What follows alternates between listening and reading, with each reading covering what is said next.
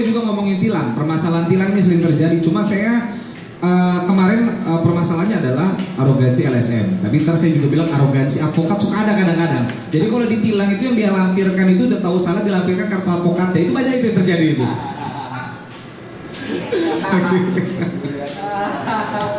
Kayak nggak ada.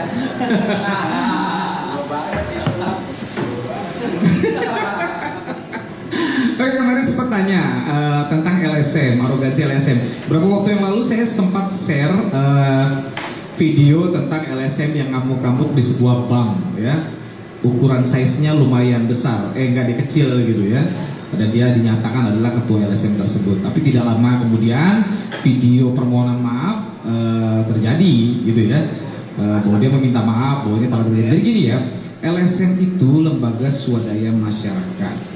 Bahasa Inggrisnya adalah NGO, Non-Governmental Organization. Tujuannya adalah memonitoring, ya, memonitoring pemerintah, memonitoring segala hal, ya, untuk hubungannya dari masyarakat ke pemerintah ataupun ke negara. Memonitoring itu pertama. Yang kedua melakukan aksi, ya, aksi. Yang ketiga melakukan intervensi, tapi bukan ke masyarakat. Intervensinya adalah ke negara, ya. Yang terjadi sekarang LSM jadi pakai seragam yang dapat dibeli di online shop, ya di Shopee ataupun di mana kalian bisa nemuin beberapa organisasi yang ada seragam-seragam organisasi yang dijual belikan bebas gitu, mereka pakai sesukanya gitu, datang tanpa rencana, tanpa kartu, tanpa penerapan rekrut anggota yang benar-benar terselektif, ya. Mereka melakukan tindakan-tindakan arogansi, ya. Gak usah banyak deh sekarang. Kalau misalnya LSM itu urusannya gak jauh-jauh dari parkir, gak jauh-jauh urusannya dari tanah, sewa ini tempat tanah segala macam. Abil, kantor saya di kaki langit, ya. Saya pernah baca satu buku, ya, tentang filsafat yang endingnya bersikap bodoh amat. Gitu. Ini rekan saya Fadil, yang betul suka bercanda. Jadi itu ya. Jadi buat kawan-kawan LSM itu boleh membuat sebuah surat, ya, untuk diadukan ke negara ataupun ke aparat, disebut Dumas, pengaduan masyarakat. Mereka punya kewenangan itu satu. Yang kedua, mereka bisa disokong oleh negara, tergantung LSM-nya bentuknya apa. Kalau LSM bentuknya lingkungan hidup, mereka bisa dapat sokongan dana itu, ya mereka berhak mengajukan proposal setiap pun kegiatan tentang lingkungan itu ke Kementerian Lingkungan Hidup, itu boleh, ya, itu boleh, ya. Jadi kalau yang bikin LSM itu jadi ada dua, LSM organisasi ya untuk kemasyarakatan, juga termasuk ada yang berbadan hukum yaitu yayasan dan sebagainya, ya. Jadi penting gitu, penting sekali buat yang tercatat. Terus kalau misalnya masalah kemarin ada yang tanya, Bang Nas, gimana sikap Bang Nas tentang pembubaran FPI? Ini agak melenceng ya. Sebenarnya saya hari ini tuh bahasnya tentang keluarga, ya. Tapi karena WhatsApp-nya itu masuk, saya pernah bahas bahwa yang pasti gini. Nanti kita bakal bahas lagi. Saya tidak sepaham dengan FPI, sudah jelas. Tapi pembubaran FPI adalah pembubaran yang brutal. Kenapa? Mereka menggunakan SKB 3 Menteri. SKB 3 Menteri itu tidak ada di hierarki perundangan, ya. Dicari adanya peraturan menteri.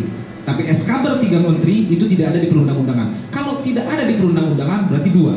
Mereka tidak bisa dibawa ke Mahkamah Konstitusi dan mereka tidak bisa dibawa ke Mahkamah Agung. Ya, tapi kita baca arahkan itu nanti.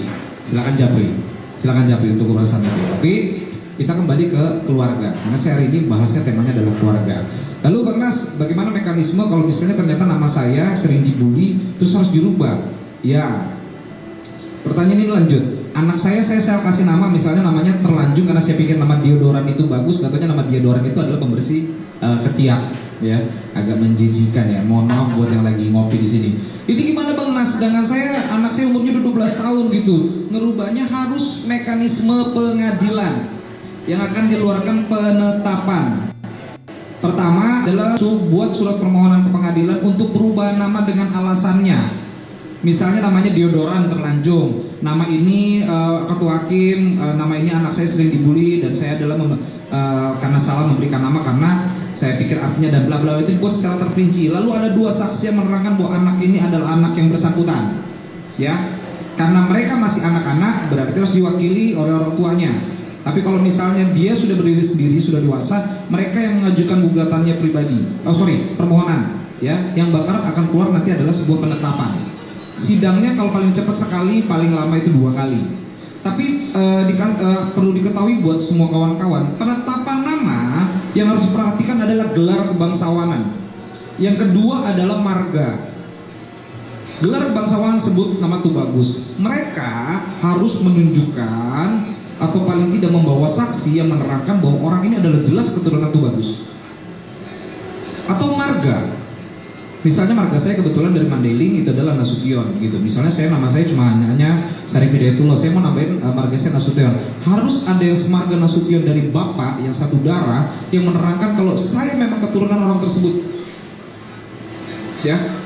Karena ini tidak main-main. Setiap pengangkatan sebuah gelar kebangsawan atau marga itu mekanismenya berbeda-beda. Jangan sampai ya seseorang digugat oleh sebuah tokoh masyarakat hanya karena sebuah kesalahan. Selamat sore Ibu Damai Lubis, salam hormat. Selamat sore Advokat Novita. Selamat sore juga buat advokat dari Makassar Laode. Selamat sore. Ya. Jadi penetapannya harus dikeluarkan. Terus tanya berapa biayanya Japri. Saya nggak bakal keluarkan harga di sini. Japri. Karena saya pertama juga nggak mau menurunkan harga lawyer dengan pasarnya atau mosok ke tinggi-tinggian. Jadi Japri untuk urusan itu ya. Itu tentang keluarga. Jadi boleh ada yang ditanya lagi. Kemarin itu adalah pertanyaan yang sudah saya susun. Tanya buat kawan-kawan tentang pelakor itu apa, bagaimana tentang nikah siri itu apa, lalu bagaimana tentang warisan itu bagaimana. Yang pertanyaan secara detail dan subjektif ya sudah saya jawab. Tapi hal-hal yang terkait secara pribadi kalian boleh kirim WhatsApp ke hotline saya di 0812 807190 ya. Kalian bisa kirim hotline itu, tanya apa saja. Selamat sore Ibu Lina Ibrahim SESH, luar biasa. Ibu Alini SH ini. Biasanya ada yang ngeping Pak. Saya sih nggak apa-apa ya, buat kawan-kawan yang mau berteman baik pun di WhatsApp saya akan ladeni. Tapi jujur banyak sekali yang WhatsAppnya suka aneh-aneh. Jadi Bang Bilher waktu itu pernah ada yang mau ngirim foto telanjang Bang.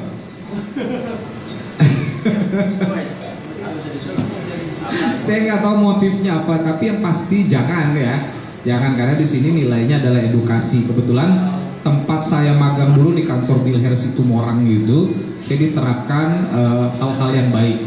Jadi menjaga keharmonisan keluarga itu penting, begitu menurut Pak Bilher Situmorang ya.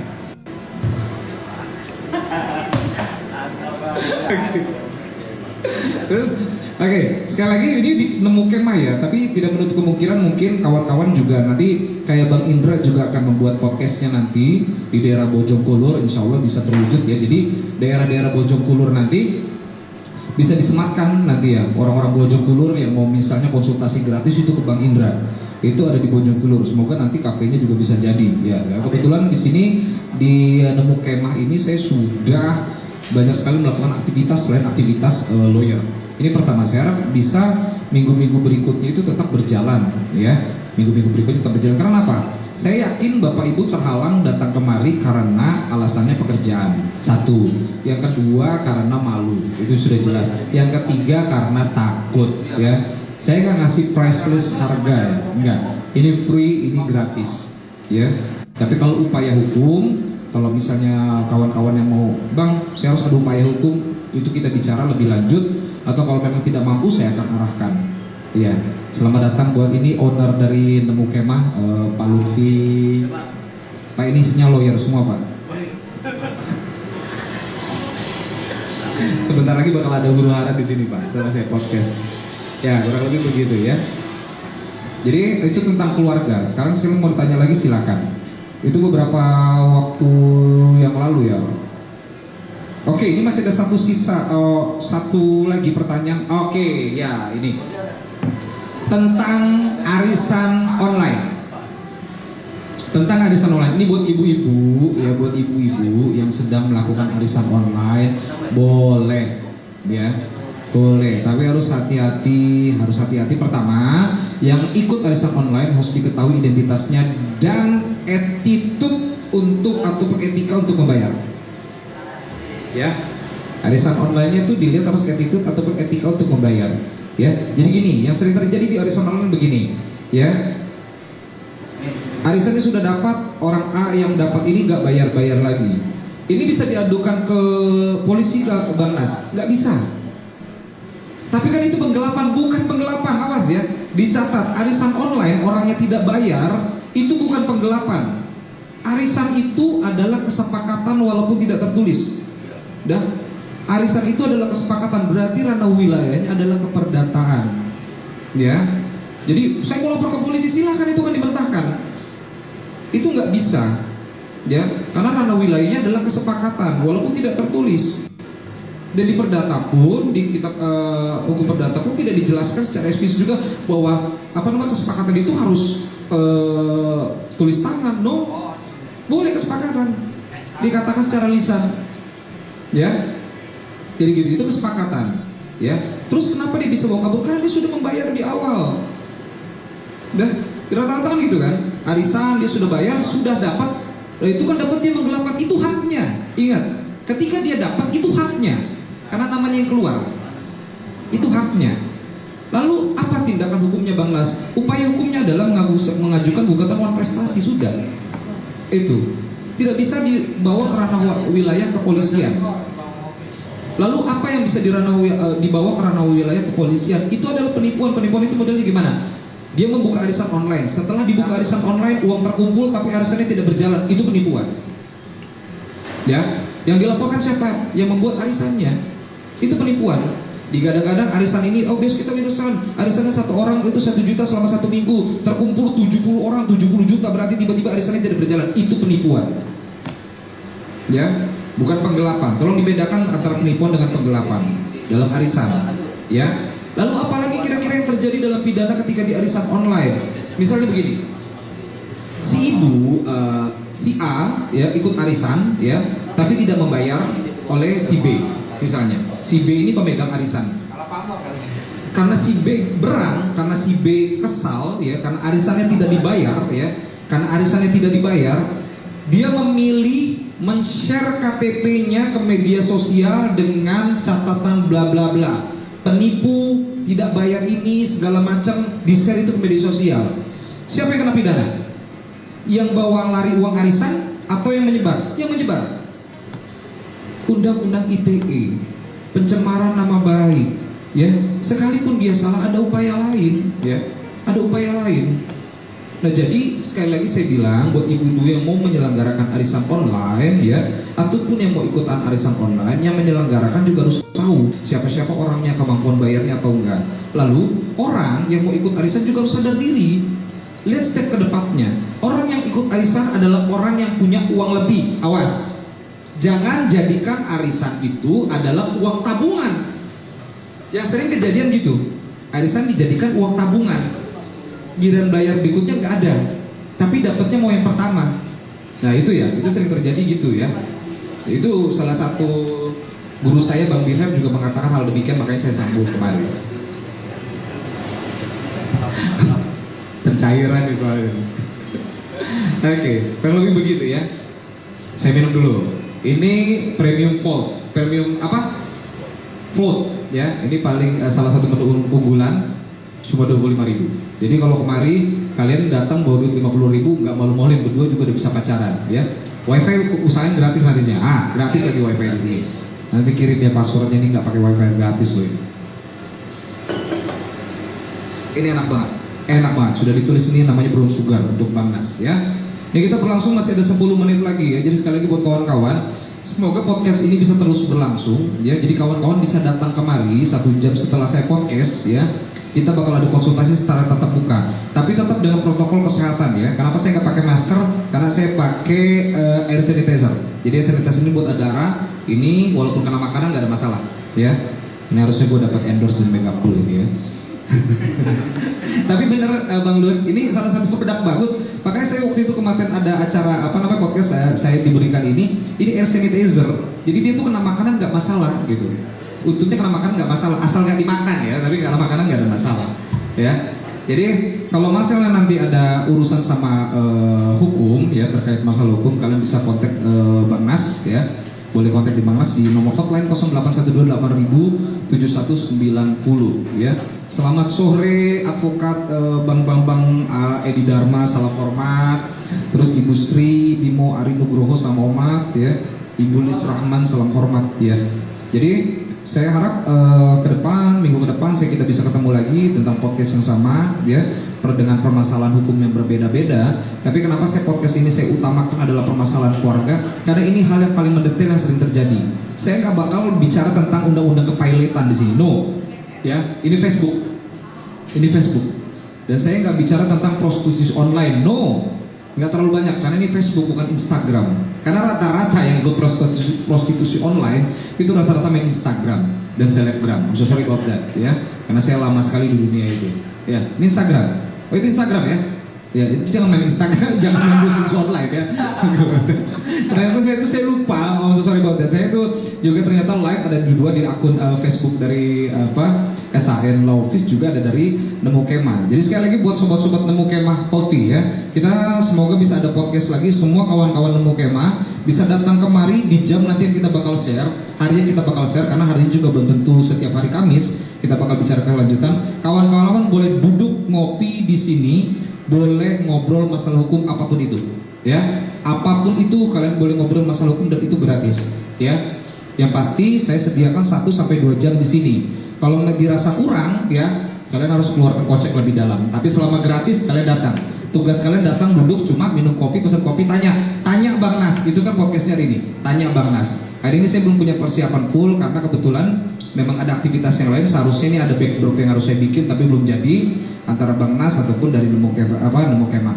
Di sini di atas kita masih bisa merokok. Jadi ada smoking area, tempatnya juga tenang, cozy di daerah Sumarekon. Jadi gak bakal digedor-gedor ormas ya. Insya Allah enggak ya. Kalau ada gembor-gembor saya di sini. Di juga ada kantor advokat lain ya. Nanti SHN ditaruh di sebelahnya ya. Saya ditaruh di sebelahnya ya. Jadi buat kawan-kawan Nemu Kemah, jadi kita bakal adakan podcast ini lagi insya Allah nanti ya setiap seminggu sekali jika berkenan dari owner kita. Kita bakal ngobrolin masalah konsultasi hukum, apapun boleh ditanya. Khusus buat sobat-sobat Nemu Kemah boleh tanya apapun ya, boleh tanya masalah hukum apapun. Jangan tanya masalah klinik kapan saya menikah, no jangan ya. Tapi yang paling tanya hal-hal yang berkaitan tentang rumah tangga, hal-hal yang terjadi hukum di sekitar kita. Dan di sini juga banyak sekali, kebetulan saya ini didatangi oleh rekan-rekan advokat yang hari ini ya, di antaranya adalah Bang Bilher Situmorang ya, salah satu advokat senior di Bekasi. Lalu ada Pak Habil gitu ya, yang expert di bidang di hukum ketenaga kerjaan. Iya, dia expert banget itu. Jadi kalau di ketenaga kerjaan Bekasi itu beliau tuh selalu ada di sana. Bukan ngepost ya, bukan ya. Tapi bukan ngepost, tapi memang kebetulan ada perkara yang bisa. Di sini juga ada Pak Indra Jaya, ini salah satu pemegang wilayah Cibubur dan sekitarnya. Jadi kalau perumahan di kawasan Edet Dikila, Villa Nusa Indah ataupun kota Cibubur boleh hubungi beliau, karena beliau memberikan konsultasi gratis. Ya, itu Facebooknya ada Indra Jaya. Kita belum kenalan deh Bang ya. Ya nanti kita kenalan. Biasanya saya buka promo Bang, tapi ujungnya saya bakal hancur-hancurin namanya Bang. Iya, oke. Jadi kurang lebih begitu ya. Jadi kebetulan setiap advokat itu punya bidangnya masing-masing, ya punya bidang masing-masing. Tapi secara garis besar mereka harus mengetahui semua permasalahan hukum. Itu harus pasti, ya. Itu harus pasti. Semua permasalahan hukum mereka harus tahu, mau pidana, perdata segala macam. Karena ketika kita sudah terjun ke dunia lawyer ataupun kita jadi sarjana hukum, orang taunya kita paham hukum dan selesai. Tapi harus diperhatikan lagi, menelaah advokat sekali lagi. Buat kawan-kawan jangan terjebak, buat juga sobat Nemu Kemah. Ketika kalian punya permasalahan hukum, harus dipastikan betul-betul kalau kalian konsultasi ke orang yang tepat atau benar-benar advokat yang tepat. Ya, itu penting. Jangan ke maklar kasus, jangan ke wartawan. Sorry about that, karena memang bukan ranah wilayahnya ya. Jangan ke LSM, karena bukan ranah wilayahnya. Konsultasi hukum itu harus dari sarjana hukum. Ini harus patut diketahui ya. Konsultasi itu harus dari minimal sarjana hukum, ya. Akan lebih expert lagi adalah di advokat. Jadi datanglah kalau dirasa nggak punya uang, datanglah ke lembaga bantuan hukum. Dirasa punya cukup uang dan masalah expert, datanglah ke kantor pengacara yang dirasa memang ini penting, gitu, dibicarakan. Lalu apa sih yang menjadi dasar bahwa advokat itu benar-benar advokat? Pertama ya, dia itu punya kartu advokat dari organisasinya ya. Dari organisasi advokat itu dia punya kartu. Misalnya organisasinya kebetulan saya dari Pradi, ya. Ini kebetulan saya dari Pradi. Jadi kartu advokatnya. Mereka punya kartu. Tapi ini juga nggak cukup kawan-kawan. Karena kartu semacam ini dibikin 20.000 di Bekasi Kota itu mudah sekali. Ya, ini nggak cukup. Setelah punya ini mereka punya apa? Ada namanya berita acara sumpah. Itu selebaran berita acara sumpah yang dikeluarkan oleh pengadilan tinggi tempat mereka dilantik. Ya, oh ntar alasannya mereka nggak bawa, oke nggak masalah. Ya, tapi kalau ketika menandatangani surat kuasa, kalian berhak untuk menerima dan mempertanyakan hal itu. Mana basnya? Berita acara sumpahnya. Kalian disumpah di pengadilan negeri mana sebagai advokat. Itu bentuknya adalah surat, namanya berita acara sumpah advokat. Ya, itu dua. Lalu yang ketiga, mereka terdaftar di Ekord. Pengacara yang betul itu terdaftar di Ekord Mahkamah Agung. Jadi ada website aplikasi namanya Ekord Mahkamah Agung, ya. Karena sekarang ini pengadilan itu mekanisme pendaftaran gugatan segala macamnya dilakukan secara online. Jadi kalau mereka tidak punya tiga hal ini, dipastikan mereka bukan pengacara. Clear. Tapi kalau mereka punya dua, punya berita acara sumpah, lalu mereka punya kartu organisasi, dipastikan mereka pengacara yang kolot. Sudah jelas orang-orang udah pakai online kok mereka belum gitu. Untungnya tempat saya magang di kantor di Situmorang itu tempat online-nya ada 9 bukan 3 ya, ada 9. Oke. Oke, kurang lebih begitu yang saya sampaikan. Sekali lagi, saya harap kawan-kawan sekali lagi buat di SHN Law Office ya, dari Facebook ataupun kawan-kawan dari Nemu Kemah Kopi ya, silakan nanti boleh tanya langsung Japri ke Nemu Kemah ataupun langsung dari akun saya. Konsultasi hukum, kapan acaranya, kapan mau datang, silakan. Nanti kita bakal share kapan lagi kita berikan acara seperti ini. Cuma yang pasti 1 jam saya bakal adakan podcast, 1 jam saya akan adakan konsultasi secara gratis. Sekali lagi saya terima kasih buat Nemu Kemah Coffee ya. Semua tempat hangout terbaik di sini karena sebenarnya ada live musik, karena kebetulan kita ada protokol kesehatan jadi harus diselesaikan dulu. Jadi nggak bisa dulu dilangsungkan ya. Sekali lagi terima kasih buat Nemu Kemah Coffee, terima kasih buat semua rekan-rekan SHN. Saya Riffi Daitul Nasution, sampai ketemu lagi di podcast berikutnya. Selamat siang menjelang sore. Bang Nas undur diri. Dadah.